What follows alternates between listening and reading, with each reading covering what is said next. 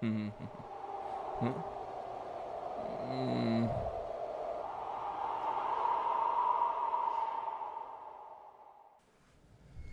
Reddit. What are your creepiest, spookiest, most inexplainably supernatural, horrifying life experiences? Our first post comes from Connery FTW. I get night terrors sometimes, or sleep paralysis, usually before I get up or right after I fall asleep. But I haven't gotten into that deep sleep yet, so it still feels like I'm mildly aware of my surroundings. It doesn't last long, but it's that in between feeling. Sometimes people would talk to me when I'm in the half sleep phase and I respond. I'll always respond with plural nouns. We're almost up, or we're still in bed. That sort of thing. When people then ask me why I'm used to these pronouns, I'll say something like, we're all together, or my friends are here. It was definitely weird at summer camp when I was a kid, but in college dorms. But it's one of those things that's weird, but becomes pretty normal and easy to forget. Early on in college, when I was probably taking too many classes, I had started regularly taking these 20-minute naps in between studying. I'm not sure if I ever really slept, but it was nice to have a few minutes to not study. When I did this, though, I would end up in these quasi-sleep states, and I start to see people or figures, maybe, right at the edge of my peripherals. They looked like people I knew, but their faces were always a little bit blurry or very severe looking, like they had been awake for a few days straight. The creepy thing, though, is they'd always start in my peripheral and then begin to just loom closer. Now, I knew about sleep paralysis at the time, so I figured it was creepy, but just something weird my brain was doing. And I don't think much of it, honestly. Well, at least until the next time I was home. I told my dad about my weird half dreams. He got very quiet and told me he gets them too, almost every night, if he didn't go right to sleep. It's been a few years now since college. I noticed that didn't happen as much if I'm sharing a bed. I mostly try to ignore it, but I definitely drink a bit more coffee and avoid naps. Our next post comes from Jay Carnegie. It was Christmas Day, and I was 9 when my parents drove to my grandparents' house.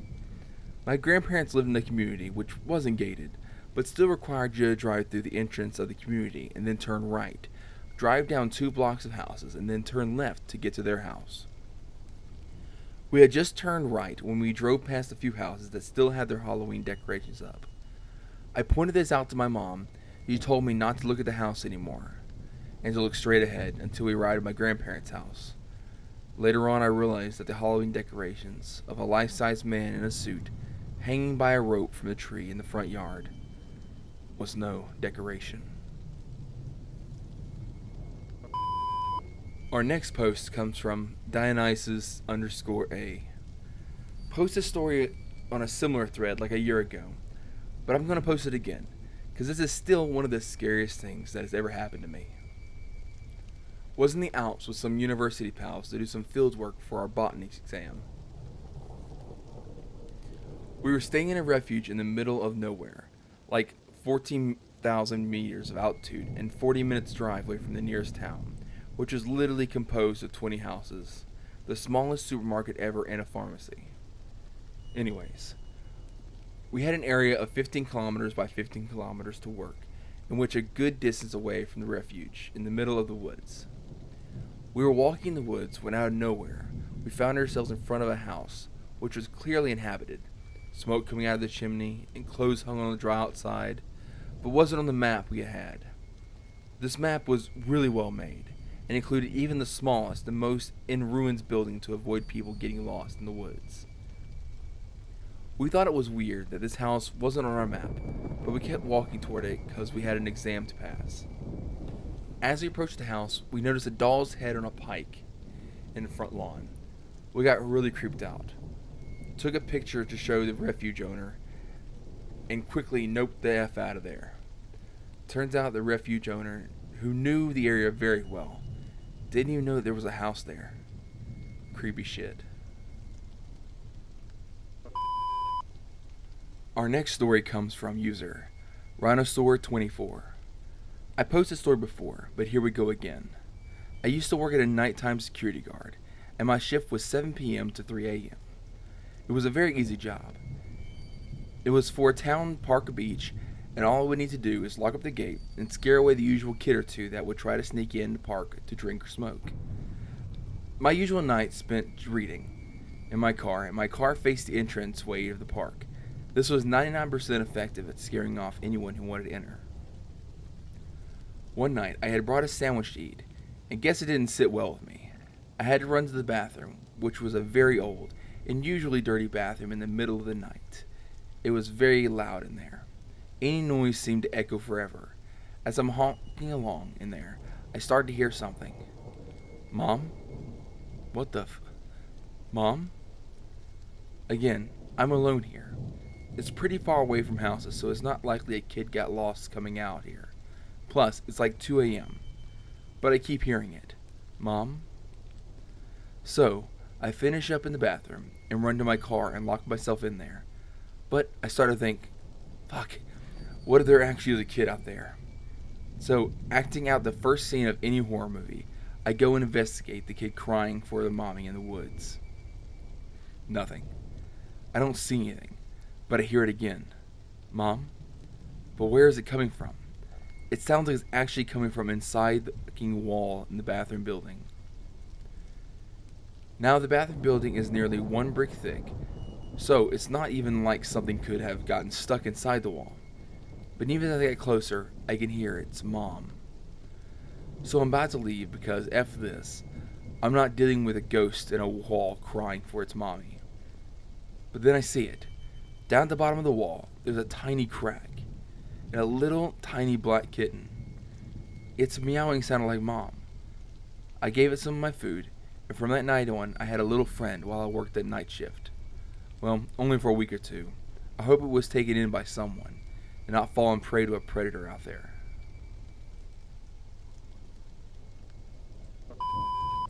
Our next story comes from Daddy's Burrito 14. I live in a mountain town in southern Pennsylvania, in an area where most of the houses average about half a mile apart. When I was young, I used to walk up to my friend's house and walk back home already before the sun set. The road was lined with woods until you got to my house. This one night in summer, I stayed up way later than I normally did. I didn't think I started walking to my house around 11 p.m.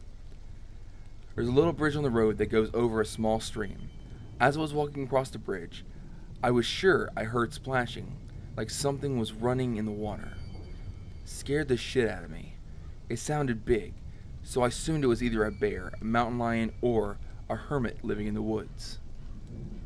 I was a stupid, scared 12-year-old, so of course I started running down the road to my house. About halfway down, I saw something huge in the middle of the road and stopped. It was too dark to make out any features. It looked like it was an animal. I could kind of make out 4 legs, but I had no idea what it could have been. It stunk though, kind of like rotten meat. I was probably 20 yards away, but I could still smell it.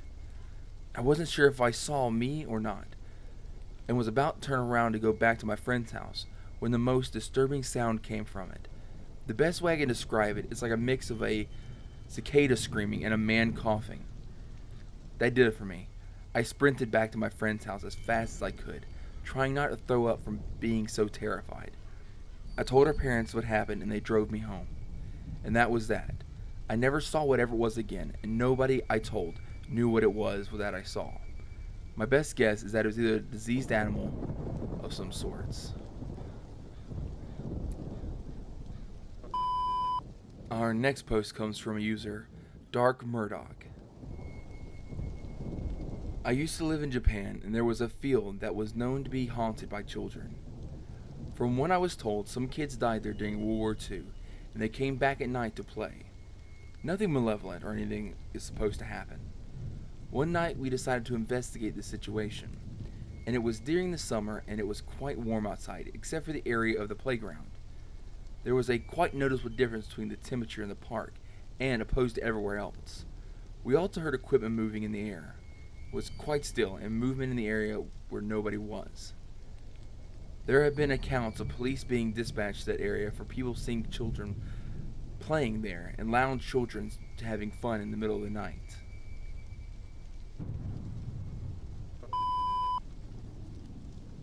Our next story comes from user Nizar. Was a security coordinator for a large electric company and had access to like 80 plus facilities, CCTV infrastructures. Was doing maintenance checks on some random train station at like 3 a.m. Panned a camera as far to the right as possible to check that it was functioning, and this dude was on all fours, eating a deer in the middle of the tracks. Watched him for like 10 minutes and went to get the other guys on shift. When I came back, the dude was gone. Rewound it and the dude stopped munching on the carcass, wiped the gore off his face, and walked into the woods like he didn't have a care in the world. Our next story comes from user, definitely in my one account.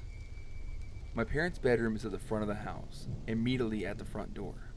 My mom goes out maybe once a year, and one night she came home at maybe 2 a.m. from her annual girls' night. She took her shoes off and headed upstairs to me and my siblings' bedroom to say goodnight. My dad sleeps like a log, but for some unexplainable reason, he was aware the door opened for a second time.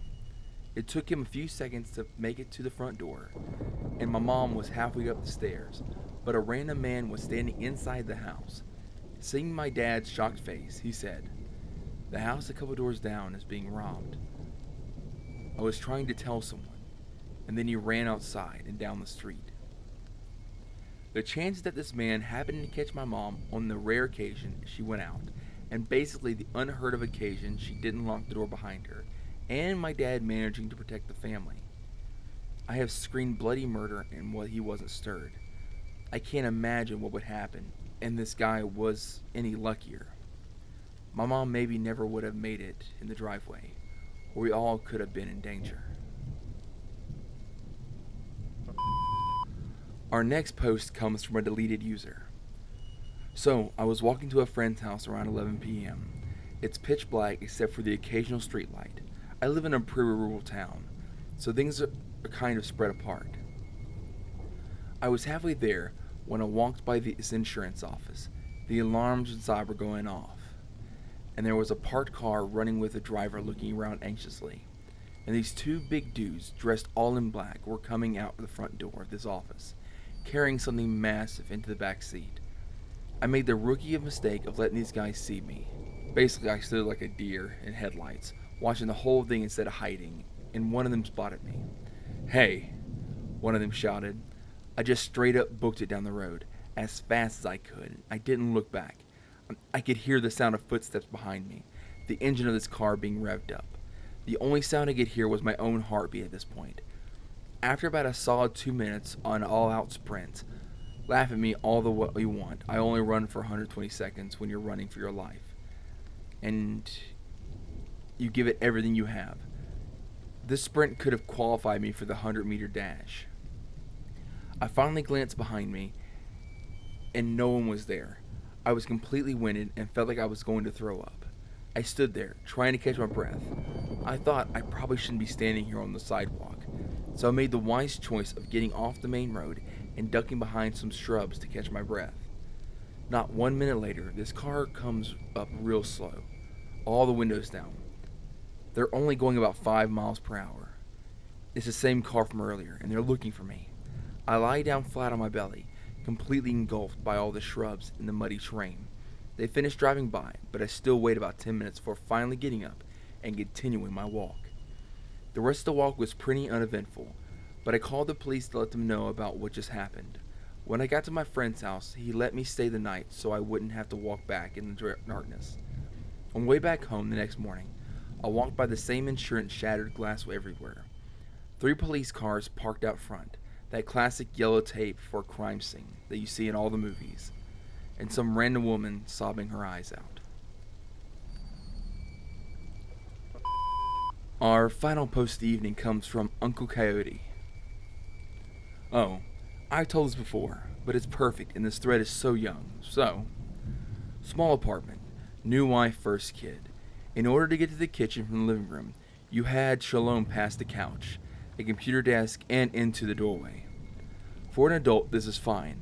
For a child who just learned to run and a computer desk that was just the perfect make sure your kid eat crayons and can only count to spaghetti height, it was a nightmare. I was tired, positioned on one of the ends of the couch and trying to watch TV. I had just worked a million hours at the factory and just wanted some peace. Zoom. My daughter runs past me at I can't wait to wear a helmet speeds and catch her before she bonks her head off the desk. I tell her to stop running to the kitchen and go back to dazing in front of the TV. Zoom. She tries it again, giggling, thinking it's now a game. I'm tired, I'm cranky, and now I'm trying to keep a kid from making sure the only college choice isn't burger, while my wife watches TV on the other end of the couch. I turn her around, yell at her more sternly, and repeat this game about 3 more times. Then, half asleep, I watch in horror as a little blonde head zooms past me and into the kitchen. I lose my shit. I jump up, yelling, and stomped into the kitchen just in time to see the cupboard under the sink close. "What the hell are you doing?" I yell. What in the hell was that?" my wife asked behind me, wide-eyed and pale, my young daughter mostly asleep in her arms. We never ever looked, and moved soon after. Have a great evening, guys.